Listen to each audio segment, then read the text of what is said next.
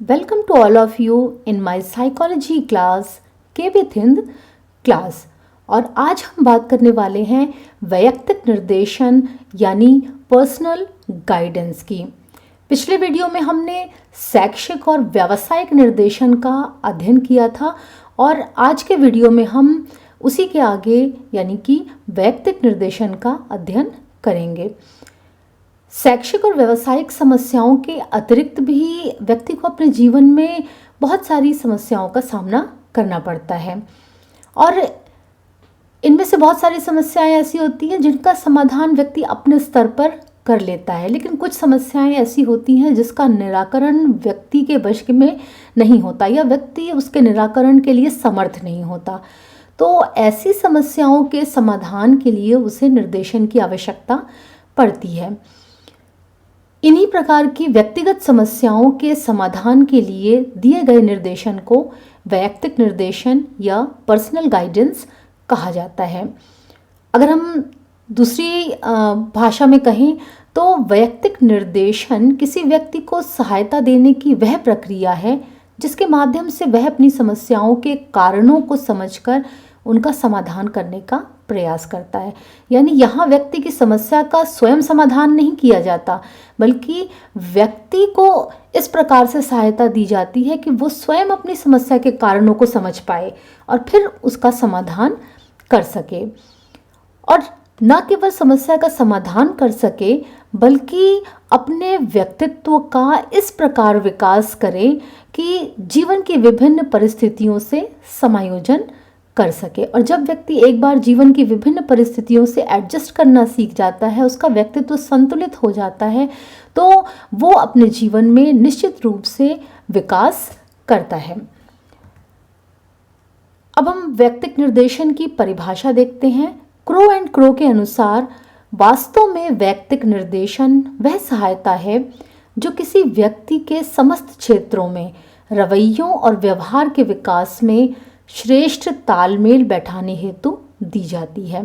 Crow and crow के अनुसार वैयक्तिक निर्देशन किसी व्यक्ति को दी गई वो सहायता है जिसके कारण व्यक्ति अपने जीवन के विभिन्न क्षेत्रों में, उसके जीवन के चाहे व्यक्तिगत क्षेत्र हो, चाहे सामाजिक क्षेत्र हो, संवेगात्मक हो, चाहे अन्य क्षेत्रों से संबंधित समस्याएं हैं, उन समस्याओं के संदर्भ में ये सहायता दी जाती है। और इसके कारण व्यक्ति के रवैयों और व्यवहार में विकास होता है। यानी व्यक्ति का जो तौर तरीके होते हैं, व्यक्ति को जो व्यवहार होता है, उसमें कुछ न कुछ परिवर्तन या चेंजेस आते हैं जिसकी वजह से वो अपने जीवन के समस्त क्षेत्रों में एक तालमेल बिठा पाता है, यानी कि एडजस्टमेंट कर पाता है। व्यक्तिगत समस्याएं जिनके संदर्भ में निर्देशन दिया जाता है उनका स्वरूप क्या है, यानी कौन कौन सी व्यक्तिगत समस्याएं हैं जिनके लिए निर्देशन की आवश्यकता पड़ती है। वैसे तो इसका कोई दायरा सीमित नहीं है, लेकिन फिर भी मनोवैज्ञानिकों ने इसको वर्गीकृत करने का प्रयास किया है। अगर हम व्यक्तिगत समस्याओं को बांटें तो दो वर्गों में विभाजित किया गया है, निजी समस्याएं और सामाजिक समस्याएं। निजी समस्याओं को भी दो वर्गों में रखा गया है, शारीरिक समस्याएं और मनोवैज्ञानिक समस्याएं। शारीरिक समस्याएं जिनमें हमारे शारीरिक स्वास्थ्य, हमारे शारीरिक कमी, थकान, सुस्ती आदि से संबंधित समस्याओं का निराकरण किया जाता है। मनोवैज्ञानिक समस्याएं जिनमें संवेगात्मक समस्याएं जैसे भय, चिंता, निराशा, तनाव आदि, और यौन समस्याएं इसके अंतर्गत आती हैं। अगर हम सामाजिक समस्याओं की बात करें तो इसमें पारिवारिक समस्याएं जैसे परिवार में आपस में पति पत्नी के बीच में लड़ाई झगड़ा या परिवार के अन्य सदस्यों में मनमुटाव आता है। आर्थिक समस्याएं जैसे बेरोजगारी के कारण या घर में गरीबी के कारण आर्थिक तंगी आदि से संबंधित जो समस्याएं उत्पन्न होती हैं उनके निराकरण का प्रयास किया जाता है। नैतिक समस्याएं नैतिक पतन से संबंधित होती हैं। वैयक्तिक निर्देशन के सोपान या चरण, यानी कि वैयक्तिक निर्देशन जब किसी व्यक्ति को दिया जाता है तो कुछ स्टेप्स को फॉलो किया जाता है। ये स्टेप्स, सोपान या चरण 4 हैं। तथ्यों और सूचनाओं का संग्रह, समस्या का निदान, समस्या का उपचार और अनुवर्ती अध्ययन। अब हम सबसे पहले तथ्यों और सूचनाओं का संग्रह कैसे किया जाता है उसके बारे में अध्ययन करते हैं। जिस व्यक्ति को निर्देशन देना है उस व्यक्ति की समस्या को पहले समझने का प्रयास किया जाता है। व्यक्ति स्वयं अपनी समस्या के बारे में बताता है या उसके परिवार के लोग उसकी समस्या के बारे में बताते हैं। जब एक बार समस्या को समझ लिया जाता है कि समस्या है क्या, तो फिर उससे संबंधित जो भी आवश्यक सूचनाएं, जानकारियां या तथ्य होते हैं उनका संग्रह किया जाता है। इसके लिए सबसे पहले जिस व्यक्ति को निर्देशन देना है उस व्यक्ति से संबंधित विभिन्न प्रकार की सूचनाएं एकत्र की जाती हैं। जैसे उसकी शारीरिक दशा कैसी है, यानी उसकी उम्र कैसी है, उसका शारीरिक विकास अच्छे से हुआ है या नहीं, उसमें किसी प्रकार की शारीरिक दृष्टि से कोई कमी तो नहीं है। इस तरह की जानकारियां व्यक्ति के बारे में एकत्र की जाती हैं। पारिवारिक स्थिति, उसके माता पिता का स्वभाव कैसा है, उसके परिवार में माता या पिता में से किसी एक की या दोनों की मृत्यु तो नहीं हो गई है, या फिर उसके माता पिता में से कोई एक उसके साथ बुरा बर्ताव करता है, या भाई बहनों की आपस में कैसी स्थिति है, परिवार का वातावरण कैसा है, शांत है या परिवार में कलह होती है। इन सारी चीज़ों की जानकारी एकत्र की जाती है।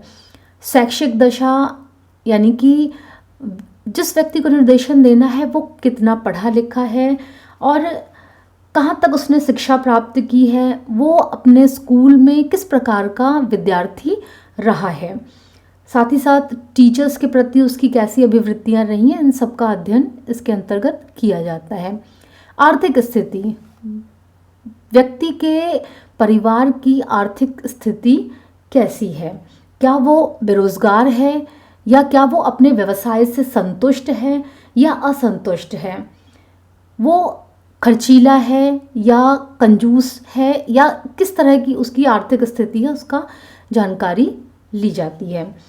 व्यावसायिक दशा, व्यक्ति क्या व्यवसाय करता है, क्या वो अपने व्यवसाय से संतुष्ट है या असंतुष्ट है।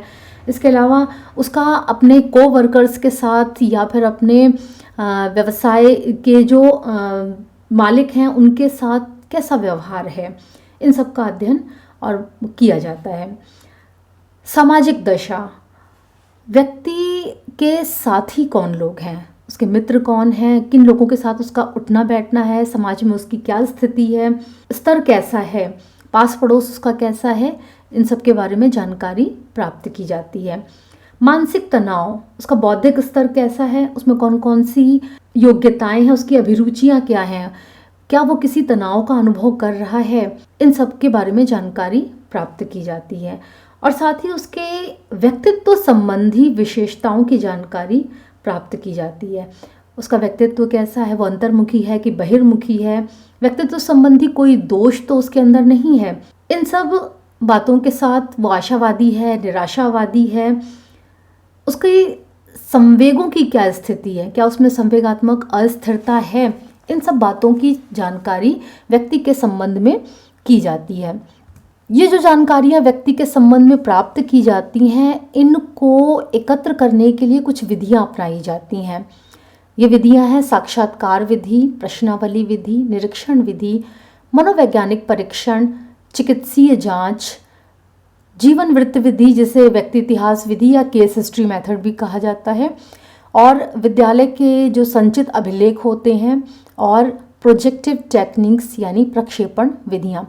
इन सभी विधियों का विस्तृत जानकारी मैंने अपने वीडियो व्यक्तित्व के मापन के अंतर्गत दी है, जहाँ से आप इन विधियों को विस्तृत रूप में अध्ययन कर सकते हैं, समझ सकते हैं। उसका लिंक भी आपको स्क्रीन पर दिखाई दे रहा होगा।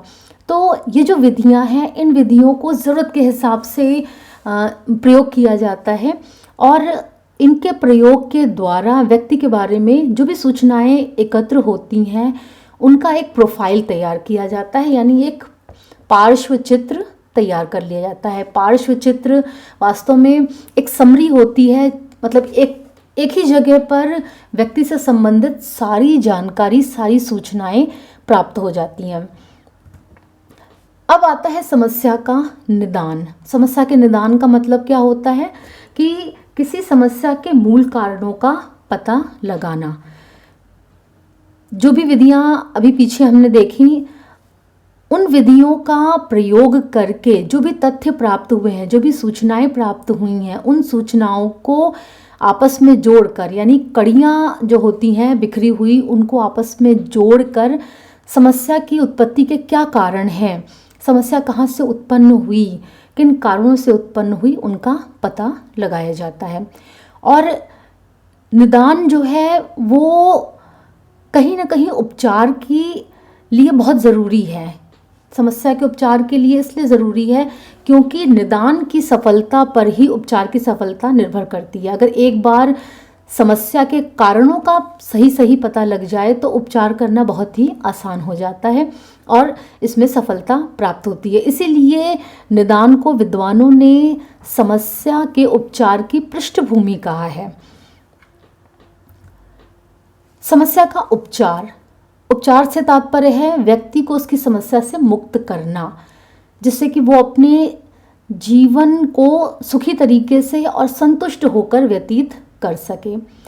जो पार्श्व चित्र बनाया गया है व्यक्ति के बारे में जानकारी के आधार पर, कई बार तो ऐसा होता है कि उसको देखने से ही व्यक्ति को खुद ही अपनी समस्या के बारे में समझ में आ जाता है, और न केवल वो अपनी समस्या के बारे में समझ लेता है बल्कि अपनी समस्या के समाधान के लिए उपाय भी खोज लेता है।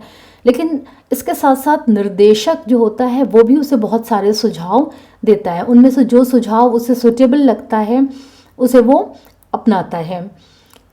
सुझाव देते समय निर्देशक को हमेशा इस बात का ध्यान रखना चाहिए कि समस्याग्रस्त व्यक्ति, यानी जिस व्यक्ति को निर्देशन दिया जा रहा है, उसे कहीं भी ये ना लगे कि उसकी गलतियां गिनाई जा रही हैं, उसकी गलतियां बताई जा रही हैं, या फिर ऐसा उसे महसूस नहीं होना चाहिए कि उसे उपदेश दिया जा रहा है। उसे हमेशा ये चीज़ लगनी चाहिए कि निर्देशक उसकी सहायता करना चाहता है और उसकी समस्याओं का समाधान करने के लिए सुझाव दे रहा है। व्यक्तिगत निर्देशन का अंतिम चरण है अनुवर्ती अध्ययन। निर्देशन देने के पश्चात, यानी उपचार के पश्चात, निर्देशक का काम समाप्त नहीं होता, बल्कि निर्देशक को ये भी देखना होता है कि जो उसने निर्देशन दिया है या जो उपचार उसने किया है उससे व्यक्ति की समस्या का कितना समाधान हुआ है। इसके लिए निर्देशक संबंधित व्यक्ति से उपचार के बाद भी लगातार संपर्क रखता है और साथ ही साथ उसकी स्थिति पर बराबर नज़र बनाए रखता है। और अगर उस व्यक्ति को आवश्यकता होती है तो आवश्यकता पड़ने पर उस व्यक्ति की सहायता करता है। इसी को अनुवर्ती अध्ययन कहते हैं।